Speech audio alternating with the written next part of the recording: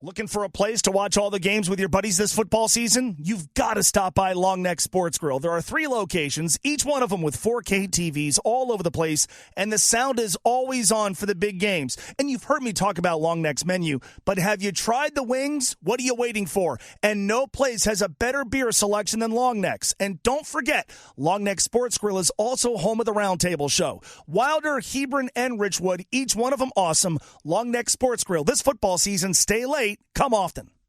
Let's talk Joe Burrow, and the most important body part in Cincinnati right now is his calf.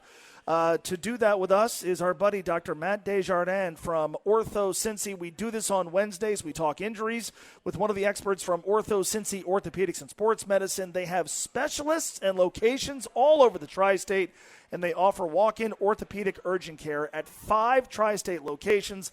And they have extended evening and weekend hours in Edgewood and Anderson. Learn more at OrthoCincy.com. That's OrthoCincy.com. All right, Dr. DesJardins, I appreciate it. Joe played on Monday. He got through it. Him playing, to me, was an acknowledgement.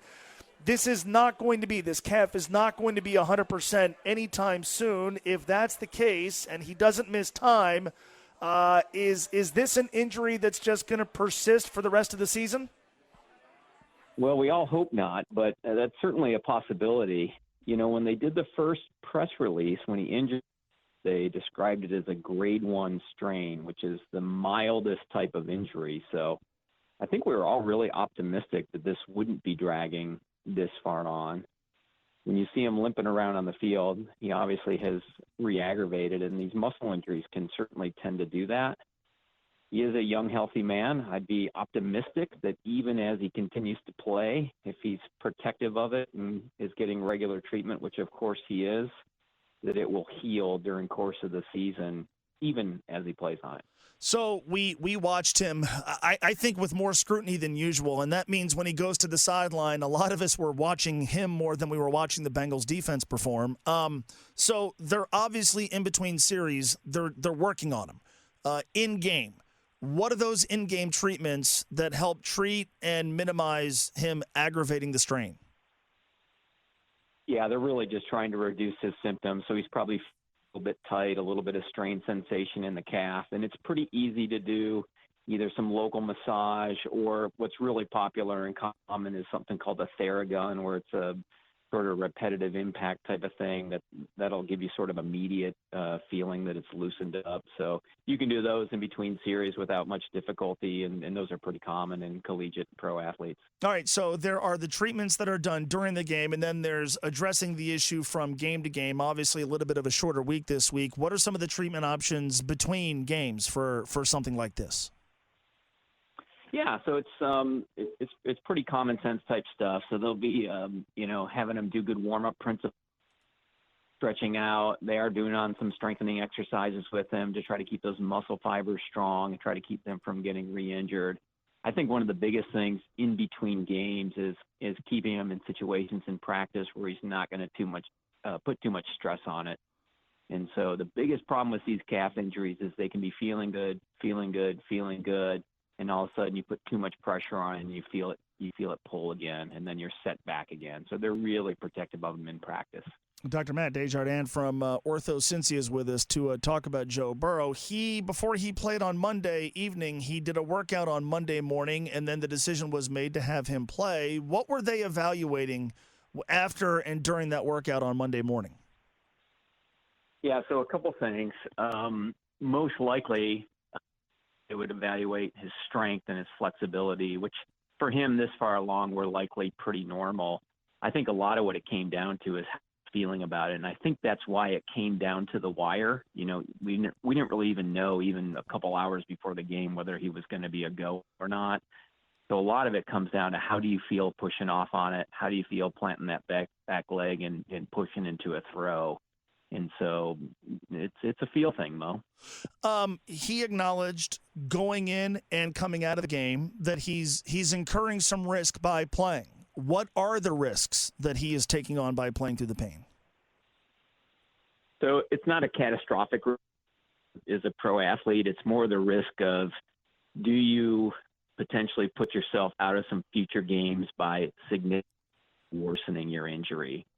And so he'd hate to have him truck along for 2 or 3 games, being, 80% of himself, have a huge setback, and then really be missing, 4 or 5 games in a row, much like he did through the preseason. So that would be the risk. It's not a big risk to his body. He'll heal this up in the off season for sure, but it'd be, missing some real mid-season time.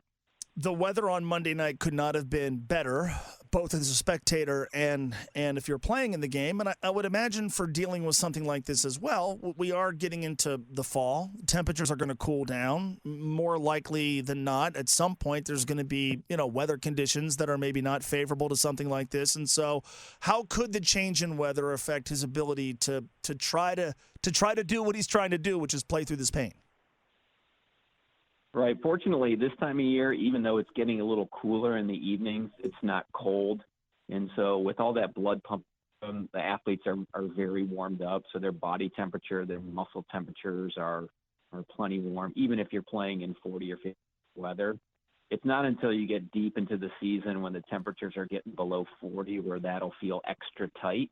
So if it's something he's still nursing along at the end of the season, the temperatures are really dropping, it comes out at halftime, it's going to feel plenty tight. But right now, it shouldn't be an issue. This team, obviously the Joe Burrow injury is the focus of pretty much any and all conversations when it comes to the Bengals and certainly injuries. They are dealing with another one, though. Irv Smith, their tight end who they got this offseason, he didn't play on Monday. He's dealing with a hamstring issue, suffered an injury during week 2. Obviously, they're going to rest him. What are the treatment options when you're dealing with hamstring injuries beyond rest? Yeah, actually it has similarities to Burrow's. So if it's a lower grade injury, something that can recover in 2 or 3, then he can see some playing time. Treatment wise, they'll do a lot of good stretching and strengthening activities. They'll do some local treatments like some of the massage guns, maybe even some electric stimulation on it. Just some of those basic things. In the long run, you want to make sure that hamstring gets back to full strength. And so he'll be doing that through the rest of the season and even into the off season next year. You hear about hamstring issues all the time. What are some preventative measures that a player, whether it's a professional athlete or, somebody like me who plays Wednesday night softball, what are some of the measures that somebody can take to avoid something like this? Yeah, so there's been a lot of really good work done on both by some of the global soccer leagues and including the NFL, because, hamstring injuries in these, hundreds of dollar athletes missing playing time are pretty big deal for clubs. So there's a set of exercises that can be really good at keeping the hamstrings strong and decreasing injury rates. And so if you were to see a physical therapist or an athletic trainer or someone well-versed in this stuff, there's certain type of training that's particularly effective in the off season or the preseason to reduce hamstring injury rates. So most clubs will already be doing that as part of their workouts and their training for soccer and football. Awesome insight. We'll do it again soon. Doctor, thanks so much. You're welcome, Mo. Much appreciated, Dr. Matt DesJardins from OrthoCincy. Great thing about OrthoCincy is they have specialists and locations all over the tri-state, including walk-in orthopedic urgent care during the week from 9 a.m. to 9 p.m. and on Saturdays from 9 a.m. to 1 p.m.